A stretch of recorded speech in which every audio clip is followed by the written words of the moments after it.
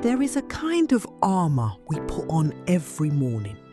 It does not clank, it does not shine, but it is always there, especially when money enters the room. We hide the purchase we regret. We hide the fear that we are not earning enough. We hide the shame of a bill we cannot pay. And at the dinner table, behind our invisible shields, we become strangers to the people we love most. Brené Brown spent 2 decades studying this hiding. She discovered that the walls we build to protect ourselves from judgment are the same walls that keep out connection. And the first wall we must learn to lower is the one we wear around money. Brené Brown is a research professor, but she speaks like a friend who has seen you cry. She studies courage, vulnerability, shame and empathy. And she discovered something that flips our understanding of strength upside down. The people who are most resilient, the ones who dare to try, to fail and to try again, are not the ones with the thickest armour. They are the ones who are willing to be seen without it. In her book, Daring Greatly, she writes, "Vulnerability is the birthplace of love, belonging, joy, courage, empathy, and creativity." And if that is true, then our money conversations, the ones we dread the most, might actually be the door to a deeper connection with our family. We have been taught a very old and very cruel lie. That showing our fear is a sign of weakness. That admitting we do not know how to fix the financial problem. That we are worried about the future. That we feel ashamed of a mistake is a confession of failure. Brené Brown turned this lie inside out. Her research shows that vulnerability is not weakness. It is the most accurate measure of courage. When you sit at the dinner table and say, "I am scared about our savings and I need us to talk about it," you are not failing as a provider, a partner, or a parent. You are daring greatly. You are opening a door that armour could never open. Brown describes a powerful force that shapes our money behaviour, the myth of scarcity. It is the quiet voice that whispers, there is never enough money, never enough time, never enough worth. This voice is loudest when we compare ourselves to others, when we scroll through social media and see vacations we cannot afford, when we measure our family's ordinary Tuesday against someone else's curated highlight reel. The myth of scarcity makes us hide our reality because we are ashamed of it. But Brown offers a way out. She calls it wholehearted living, and it begins by challenging the lie that who we are right now is not enough.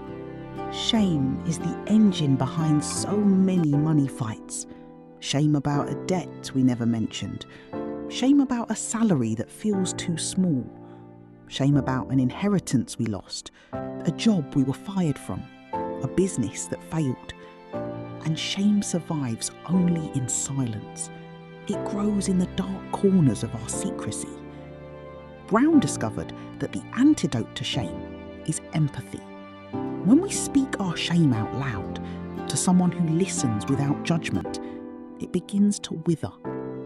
At the family table, this means finding the courage to say, "I made a mistake with money, and I need you to hear me without fixing it."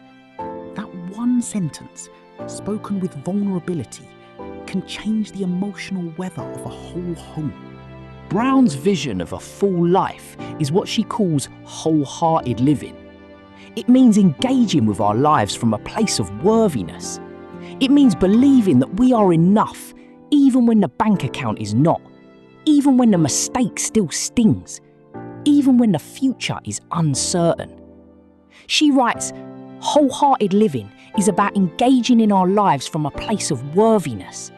It means cultivating the courage, compassion, and connection to wake up in the morning and think, no matter what gets done and how much is left undone, I am enough. When a family learns to live this way, money becomes not a measure of worth, but a tool for a meaningful life together. The first practice is the hardest and the simplest. Name the fear. Brown teaches that we cannot heal what we refuse to acknowledge. Once a week, perhaps on a quiet evening, sit with your partner or your family and ask, what is one money worry you have been carrying alone this week? Do not try to solve it immediately. Do not offer a spreadsheet. Just listen. Let the fear be spoken into the space between you. Watch how the simple act of naming it robs it of some of its power. This is not a financial planning session. This is emotional hygiene. And it is the foundation of a family that trusts each other with more than just numbers. The second practice turns a money conversation from a battlefield into a bridge. Lead with empathy. Brown defines empathy as feeling with people, not fixing them, not judging them, not minimizing their fear. When your partner confesses an impulse purchase or your teenager admits they feel embarrassed about your old car, the instinct is to correct, to lecture, to defend. Instead, try saying, I hear that this is hard for you. Tell me more. Empathy does not mean you agree with every decision. It means you value the person more than the transaction. And that shift from judgment to curiosity can heal wounds that compound interest only deepens. The third practice is a ritual. Simple, symbolic, and unforgettable.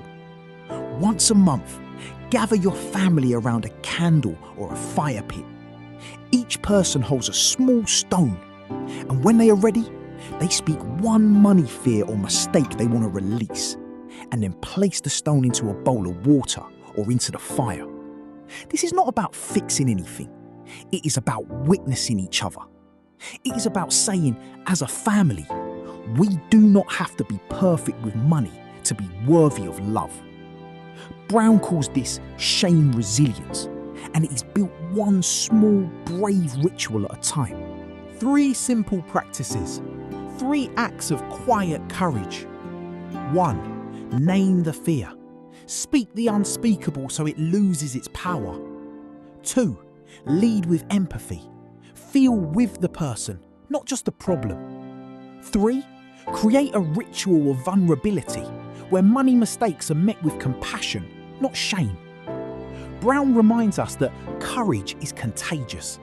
When one person in a family dares to be vulnerable with money, it gives everyone else permission to do the same. And slowly, the dinner table becomes not a courtroom, but a sanctuary. A place where we are loved not for our net worth, but for our worth as human beings. Brené Brown ends Daring Greatly with a simple truth. Vulnerability is not winning or losing, it's having the courage to show up and be seen when we have no control over the outcome. That is the invitation for your family tonight. Not to have the perfect financial plan, not to erase every mistake, but to show up at the table without the armour and let yourself be seen. If this message has touched you, share it with the person you wish could hear it. Silo will keep walking, carrying the light toward the next quiet truth, and you are always welcome to walk alongside. Subscribe and turn on the bell so we can continue building a life where money serves meaning and vulnerability is not a weakness but a bridge.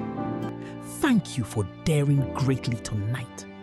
Now go set the table and see what truth wants to be told.